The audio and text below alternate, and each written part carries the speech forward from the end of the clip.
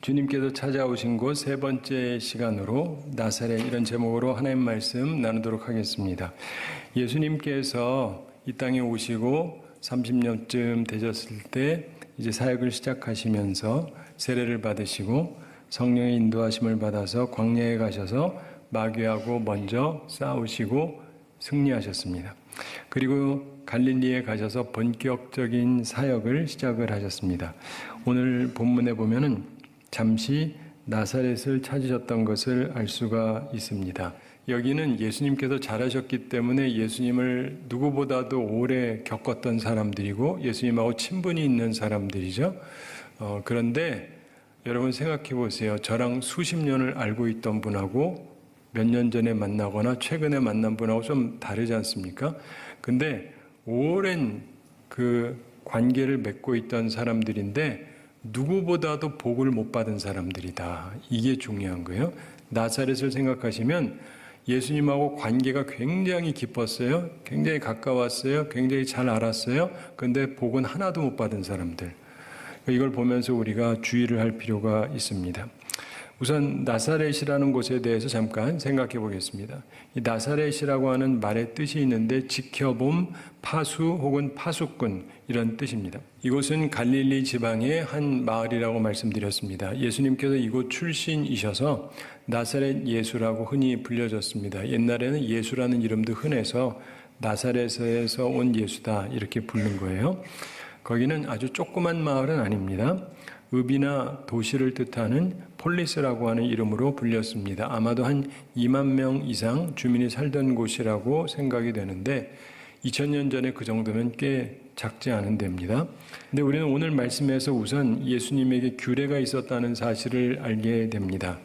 예수님께서 항상 하시던 것, 원칙적인 게 있었는데 본문 16절 함께 읽어보겠습니다.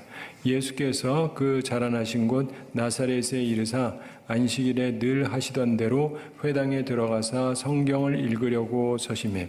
아멘. 자, 16절 초반에서 예수께서 그 자라나신 곳 나사렛에 이르사 안식일에 늘 하던 대로, 예전 개역성경에 자기 규례대로라고 했어요. 회당에 들어가사, 이런 말씀이 나옵니다. 예수님께서 늘 하시던 일, 자기 규례가 있었어요. 습관처럼 꼭 하시던 것. 그게 뭐냐? 안식일에 회당에 들어가는 일이었습니다. 요즘 이야기로 하자면 무슨 말이겠어요? 주일에 교회에 오는 겁니다. 바로 이것이 예수님께서 항상 지키시던 규례였습니다. 자, 우리는 예수님의 말씀을 통해서 예수님께서 하시는 사역이 은혜의 해를 전파하는 것이라는 걸 알 수 있습니다. 은혜의 해를 전파하려는 것이다. 예수님께서 회당에 들어가셔서 성경을 읽으셨습니다. 이사야서의 내용이었어요. 18절 말씀인데 주의 성령이 내게 임하셨으니 이는 가난한 자에게 복음을 전하게 하시려고 내게 기름을 부으시고 나를 보내사 포로된 자에게 자유를, 눈먼 자에게 다시 보게 함을 전파하며 눌린 자를 자유롭게 하고. 자, 그 다음 절 19절 말씀 우리 함께 읽어보겠습니다. 주의 은혜의 해를 전파하게 하려 하심이라 하였더라. 아멘. 자, 19절에서 주의 은혜의 해를 전파하게 하려 하심이라 이렇게 말씀하죠. 이게 핵심입니다. 자, 여기서 은혜해라고 하는 것을 우리가 희년이라고 얘기해요. 주빌리라고 해서 희년이라고 얘기하는데 하나님께서 율법을 통해서 희년을 선포하십니다. 자, 우리가 보면은요, 성경에 원리가 있어요. 일주일에 하루를 쉬는데 그날을 안식일이라 그러죠. 안식일에는 일 안 해도 돼요.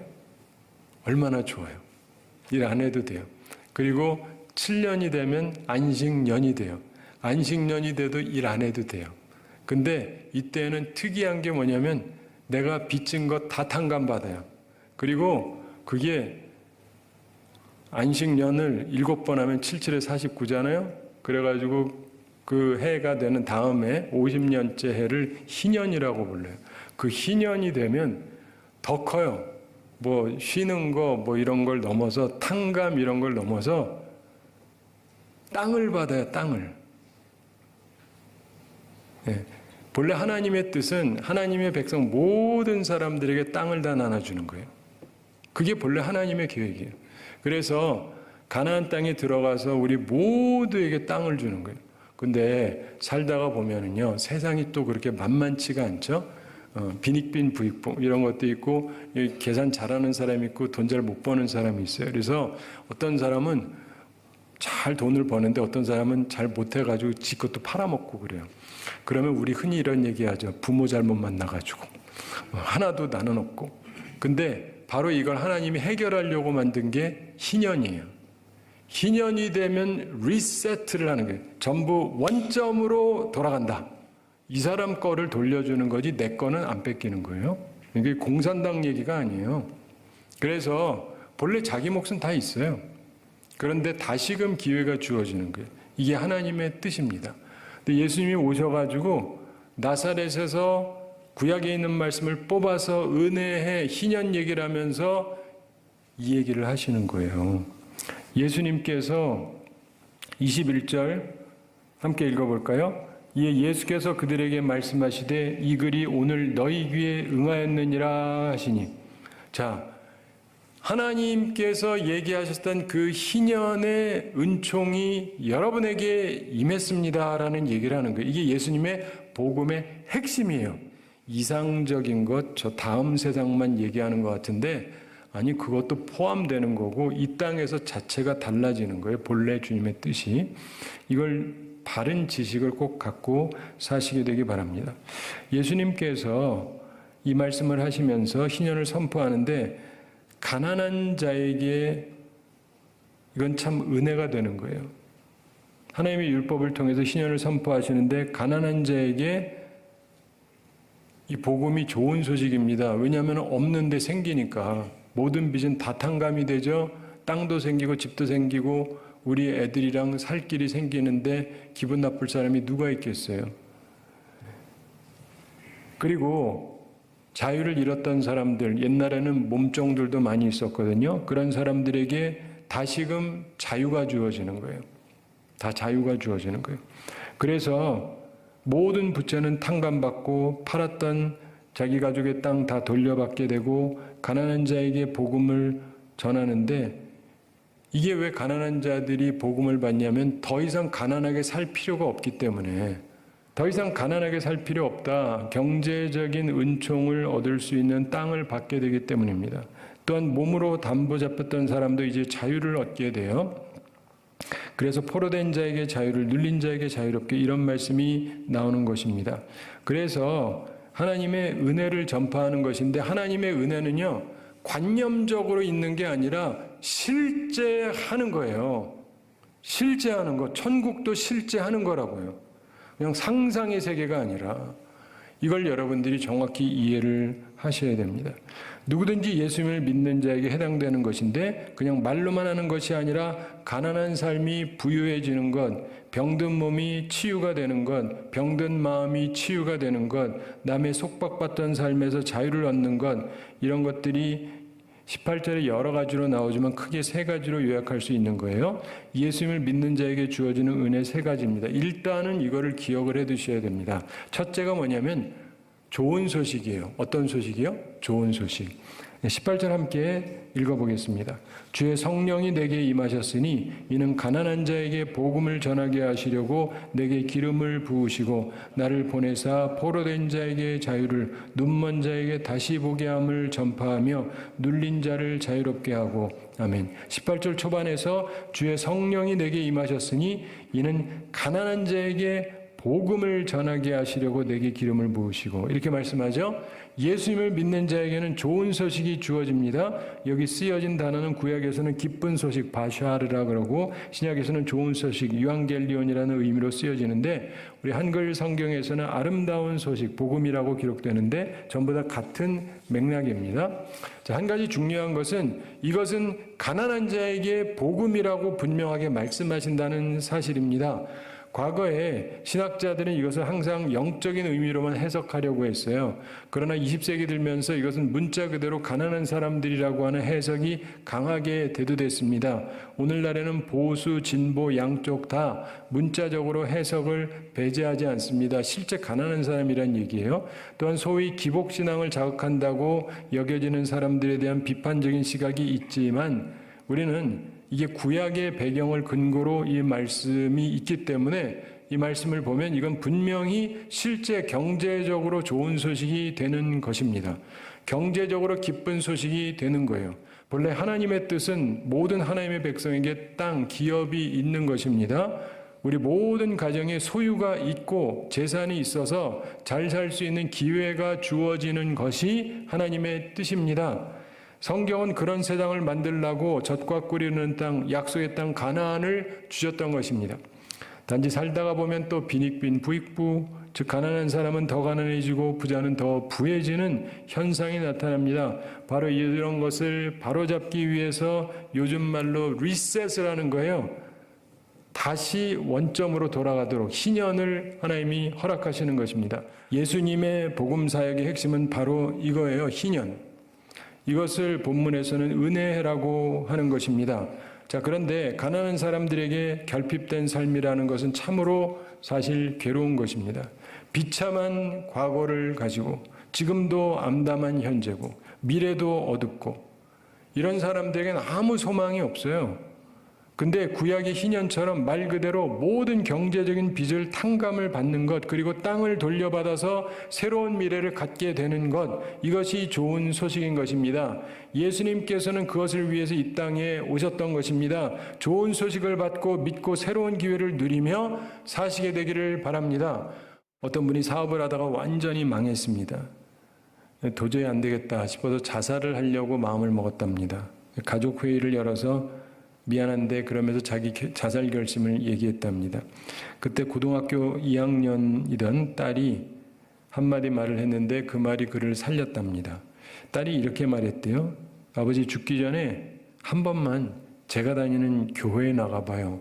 그러더랍니다.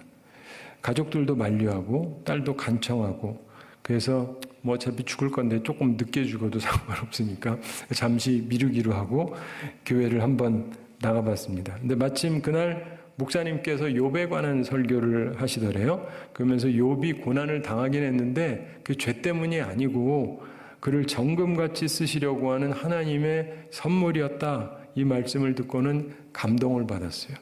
그리고는 그때부터 성경을 읽기 시작을 했습니다. 그러면서 성경을 사랑하게 됐는데 성경을 사랑하면서 읽다가 성경에서 힌트를 얻었습니다. 그래서 다시 사업을 재개를 했어요. 사업을 하는데 철저하게 성경대로 하려고 노력을 했습니다. 성경 말씀을 사업 원리에 적용했습니다. 그런데 그렇게 했더니 어떻게 됐느냐? 잘 됐어요. 그러니까 제가 말하겠죠. 크게 성공했습니다. 성장의 성장을 거듭했고 1999년 전국 성공한 벤처기업 1호로 인정을 받았습니다. 그리고 미국 나스닥에 상장되는 회사를 이룩했습니다. 사랑하는 성도 여러분, 사실 하나님께서는 실제적으로 경제적인 기쁜 소식을 우리에게 주세요.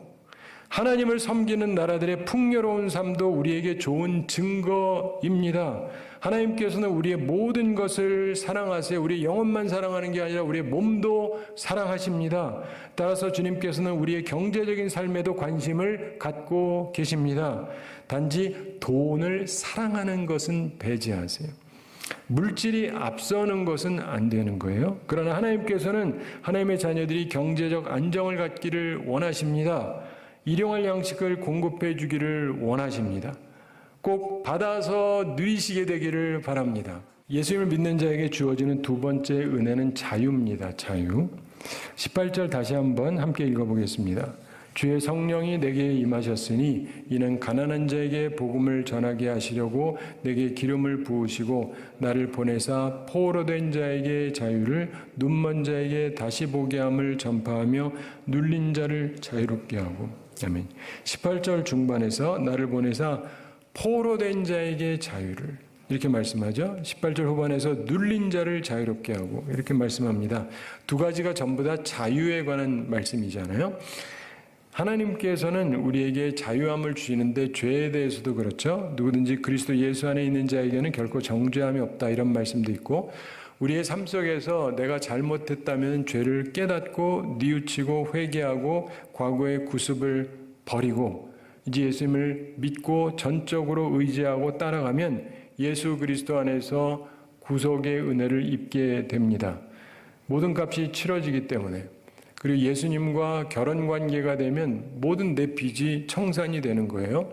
예수님을 믿고 제자로서 따르면 주님의 보혈의 피로 우리의 값은 치러지고 우리에게는 참 자유가 주어집니다. 악에서부터 벗어날 수 있는 자유, 그리고 좋은 일을 할 수 있는 자유, 그래서 좋은 꿈을 세우면 이룰 수 있는 자유, 이걸 꼭 누리며 사시게 되기를 바랍니다. 세 번째로 예수님 믿는 자에게 주어지는 은혜는 치유입니다. 뭐라고요? 치유. 네. 이건 우리들 많이 알죠. 18절 다시 한번 함께 읽어보겠습니다. 주의 성령이 내게 임하셨으니 이는 가난한 자에게 복음을 전하게 하시려고 내게 기름을 부으시고 나를 보내사 포로된 자에게 자유를, 눈먼 자에게 다시 보게 함을 전파하며 눌린 자를 자유롭게 하고. 아멘. 18절 후반에서 눈먼 자에게 다시 보게 함을 전파한다 이렇게 돼 있죠. 눈이 멀었다, 다시 본다. 이게 치유잖아요. 굉장한 은혜인데, 참고로 이사야서 61장에 있는 말씀을 여기서 인용한 건데, 거기에는 눈먼 자에게 다시 보게 한다라는 말이 아니고 딴 말이 쓰여져 있어요. 마음이 상한 자를 고치며 이렇게 돼 있어요. 그러니까 약간의 차이가 있습니다. 근데 둘 다 근본적으로 치유라는 면에서는 같다고 할 수 있죠. 하나는 내면적인 치유, 하나는 외면적인, 표면적인 치유입니다. 자, 예수님을 믿는 사람에게는 치유의 은혜가 함께해요. 내적인, 외적인 진정한 치유는요, 주님께서 함께해 주셔야 돼요. 근데 이거를 누리셔야 돼요. 누리셔야 된다고요. 그게 주님의 말씀입니다. 16세기 프랑스의 유명한 외과 의사 암브로스 파레라고 하는 분이 있었는데 평상시에 한 가지 말을 자주 했다고 그럽니다. 그의 유명한 말이 그의 비석에도 새겨져 있다고 하는데 이런 말이랍니다. 나는 사람의 상처를 싸매어 주었지만 하나님께서는 사람의 상처를 고쳐주셨다. 외과 의사가 수술은 하죠. 그러나 하나님께서 낫게 하시는 거죠. 사랑하는 성도 여러분, 예수님께서는 하나님의 은혜에 희년을 선포하시면서 실제로 가난한 자들에게 기쁜 소식을, 실제로 눌린 자에게 자유를, 그리고 상한 자에게 치유의 은혜를 전하시고 베풀려고 하셨다는 거예요. 이걸 꼭 받아서 누리시게 되기를 바랍니다. 근데 말씀을 맺으면서 생각할 게 있어요. 이 나사렛 사람들이 이걸 하나도 못 받았어요. 그러니까 여러분 그러시면 안 돼요. 여러분도 오늘 들었지만 들었다고 이걸 누리는 건 아니에요. 자, 보시면 나사렛 사람들이 예수님의 은혜를 체험하지 못하는데 예수님께서 나사렛에서 분명히 이 귀한 말씀을 가르쳤잖아요. 근데 그들은 예수님의 말씀을 받아들이지 않았습니다. 자, 예수님께서 이 마을에서 자라셨기 때문에 이 회당에서도 뭐 배우는 일도 있었을 테고 주님께서 어른이 되어서 이제 가르치시게 됐는데 어쩌면 그런 것들이 그들에게 걸림돌이 됐는지도 모르겠습니다. 그들이 예수님을 향해서 이 사람이 요셉의 아들이 아니냐 22절에 이런 걸 보면 그런 추측을 할 수 있습니다. 자, 우리가 보게 되는 것은 이들이 주님의 말씀을 안 받아들이는 거예요. 지금도 여기 다 있지만은 받아들이는지 안 받아들이는지는 알 수가 없죠. 그러니까 예수님께서 뭐라 그럽니까? 거기 보면은 23절에 예수께서 그들에게 이르시되 너희가 반드시 의사야 너 자신을 고치라는 속담을 인용하여 내게 말하기를 우리가 들은 바 가버나움에서 행한 일을 내 고향 여기서도 행하라 하리라. 예수님이 가버나움이라는 곳에서 기적을 많이 행하셨거든요. 근데 기적 행해봐 이럴 것이다. 그러면서 24절에 또 이르시되 내가 진실로 너희에게 이르노니 선지자가 고향에서는 환영을 받는 자가 없느니라. 이 사람들이 자기를 환영하지 않는다는 얘기를 지금 하는 거예요. 그러면서 25절에 내가 참으로 너희에게 이르노니 엘리야 시대에 하늘이 3년 6개월간 닫히어 온 땅에 큰 흉년이 들었을 때 이스라엘에 많은 과부가 있었으되 그때 경제적인 어려움이 있었어요. 26절에 엘리야가 그중 한 사람에게도 보내심을 받지 않고 오직 시돈 땅에 있는 사렙다의 한 과부에게 뿐이었으며 예수님이 옛날 역사 성경에 있는 말씀을 가지고 얘기하는 거예요. 그때 3년 반 동안 경제적인 어려움이 있는데 이 땅에 있는 사람은 한 명도 은혜를 못 입고 저 이방 사람이 은혜를 입었다. 그리고 27절에 또 선지자 엘리사 때 이스라엘에 많은 나병 환자가 있었으되 그중에 한 사람도 깨끗함을 얻지 못하고 오직 수리아 사람 나만뿐이었느니라. 이스라엘에도 나병 환자들이 많이 있었는데 한 명도 깨끗함을 받지 못하고 오히려 이방 사람이 받았다. 이 얘기는 뭔지 아세요? 당신들은 은혜 하나도 못 입는다. 그러나 딴 사람들은 받는다. 이 얘기를 하는 거예요. 근데 그랬더니 이들이 어떻게 합니까? 미안하다가 아니라 28절 함께 읽어보겠습니다. 회당에 있는 자들이 이것을 듣고 다 크게 화가 나서, 자, 화가 났대요. 화가 난 거예요. 그래서 어떻게 하느냐? 29절 함께 읽어보겠습니다. 일어나 동네 밖으로 쫓아내어 그 동네가 건설된 산 낭떠러지까지 끌고 가서 밀쳐 떨어뜨리고자 하되, 자, 동네 밖으로 쫓아가서 산 낭떠러지까지 끌고 가가지고 밀쳐서 떨어뜨리려고 했다. 죽이려고 했다 이거예요. 30절 함께 읽어보겠습니다. 예수께서 그들 가운데로 지나서 가시니라. 그러나 그들이 죽이지는 못합니다. 근데 예수님께서 이것을 보이신 이유가 있어요. 그리고 우리한테 알리신 이유가 있습니다. 예수님의 말씀이 다 진실한 것이지 않습니까? 근데 진리의 말씀을 이들이 듣고는 왜 그렇게 분내하고 배척을 했을까요? 다른 날도 아닌 귀한 날인데 진리의 말씀으로 설교했던 그런 설교자를 쳐 죽이려고 했느냐? 이들의 마음속에 선입견과 편견이 있었기 때문입니다. 예수님께서는 이 일로 그것을 결국 떠나셨습니다. 영원히 떠나가신 거예요. 나사렛은 사실은 가장 은총을 입은 곳이라고 할 수 있습니다. 메시아가 성장하고 배출된 곳입니다. 그러나 그들은 실상은 가장 큰 은혜를 입지 못한 곳이 되었습니다. 선입견과 편견 때문이었습니다. 사랑하는 성도 여러분, 여러분의 마음은 진리를 향해서 활짝 열려 있습니까? 아니면 선입견과 편견으로 가득 차 있습니까? 귀를 막고 듣지 않고자 하는 자에게는 아무리 아름다운 음악이라도 아무 소용이 없습니다. 눈을 감고 보려고 하지 않는 자에게는 아무리 아름다운 광경도 아무런 소용이 없습니다. 마음을 닫고 있는 사람에게는 큰 은혜와 진리도 소용이 없는 것입니다.